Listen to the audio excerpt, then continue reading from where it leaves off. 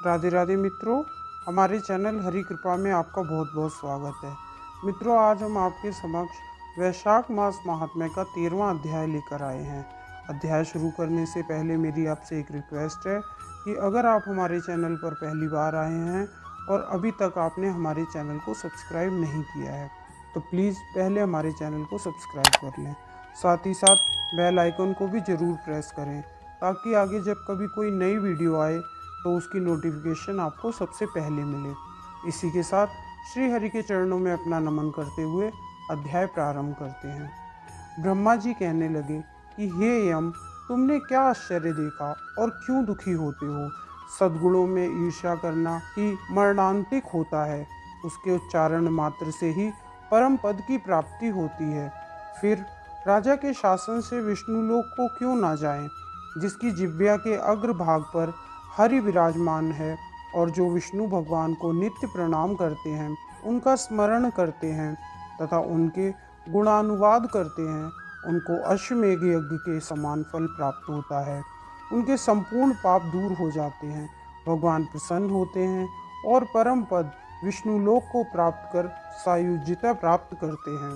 यज्ञ करने वालों का तथा कुरुक्षेत्र में या सरस्वती में स्नान करने वालों को तो फिर भी जन्म लेना पड़ता है, परंतु वैशाख मास में जो माधव भगवान से प्रेम पूर्वक धर्मों को करता है, उस पर विष्णु भगवान प्रसन्न होकर उसकी सदा सहायता करते हैं।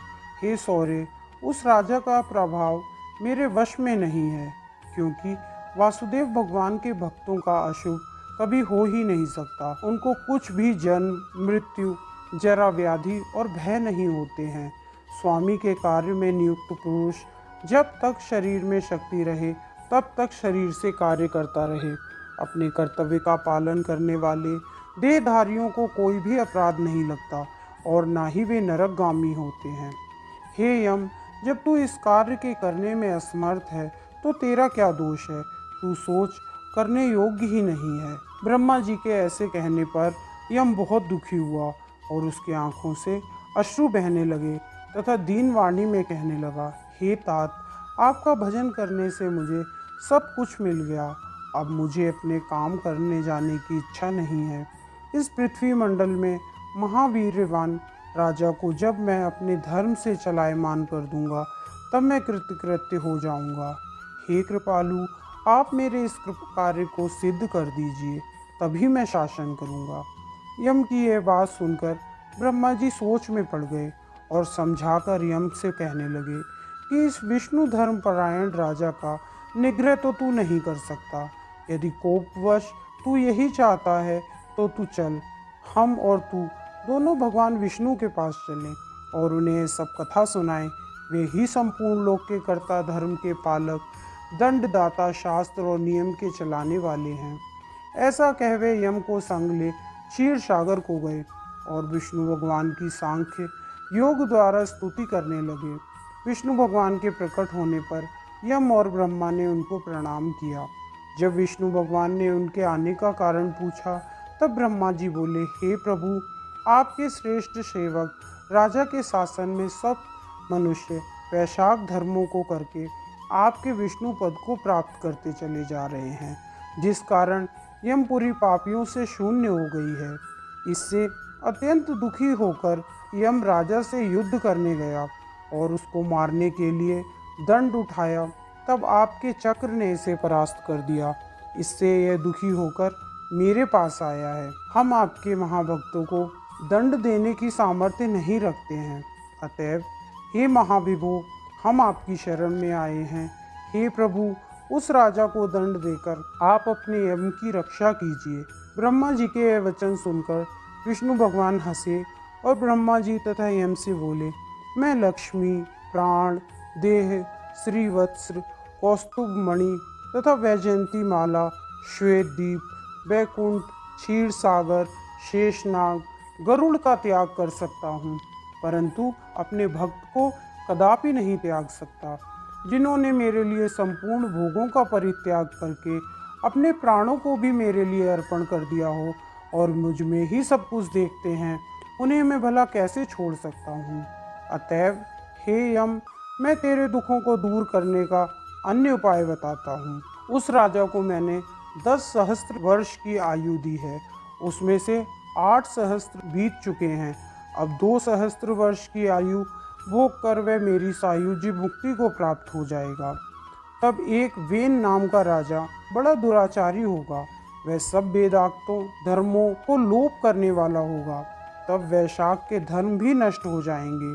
जब अपने ही पाप से वेन दग्ध हो जाएगा, तब मैं पृथु का रूप धारण करके पुनः धर्म की स्थापना करूंगा और वैशाख में प्रख्यात धर्म मनुष्यों से कराऊंगा। जो मेरा भक्त जिसने सब कुछ त्याग दिया है, ऐसे हजारों में से एक ही होता है, उसको तुम वैशाख धर्म समझाना। पृथ्वी पर ऐसे धर्म को कोई विरला ही जानता है। इस प्रकार हे यम, तेरे कार्य की सिद्धि हो जाएगी। तू खेद मत कर। वैशाख मास के धर्म में निष्ठावान महात्माओं द्वारा इस मास में भी तेरा भाग मिलेगा। तू खेद को छोड़कर पराक्रम प्राप्त होने योग्य बन। जो मनुष्य पृथ्वी में तेरे उद्देश्य से प्रतिदिन स्नान, अर्घ, जल, कुंभ, दही, अन्न आदि का दान न करेंगे, उनके वैशाख में किए हुए सब कर्म निष्फल हो जाएंगे। अतएव तू उस राजा के ऊपर क्रोध का त्याग कर, वह राजा भी तेरा भाग तुझे देगा, क्योंकि वह मेरा अत्यंत भक्त है। और जो भी प्राणी तेरा भाग तुझे देकर वैशाख के धर्मों में प्रवृत्त हो, उनके धर्म में भी तू विघ्न मत करना। जो धर्म के पालन करता तुझे छोड़ केवल मेरा भजन करें, उनको तुम मेरी आज्ञा से अवश्य दंड देना। उस राजा से तुम्हें भाग दिलाने के लिए मैं अभी सुनंद को उसके पास भेजता हूँ। वह वहाँ जाकर तुम्हें तुम्हारा भाग दिला देगा। तब भगवान ने यम के सामने ही राजा को समझाने के लिए सुनंद को भेज दिया। सुनंद वहाँ जाकर राजा को समझाकर फिर भगवान विष्णु के पास आ गया।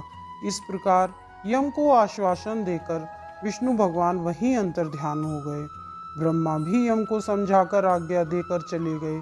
यम भी कुछ प्रसन्न हो अपनी पुरी को चला गया। फिर सुनंद द्वारा भगवान की आज्ञा बताने पर राजा ने अपने राज्य में सारी प्रजा को प्रतिदिन यम के निमित्त स्नान, अर्घ्य आदि करने की तथा वैशाख के धर्मों में भी यम को भी भाग दिलाने की सूचना करा दी। यदि जो व्यक्ति धर्मराज को भाग नहीं देगा, उसके वैशाख में किए गए कर्मों को यमराज स्वयं ही ले लेंगे।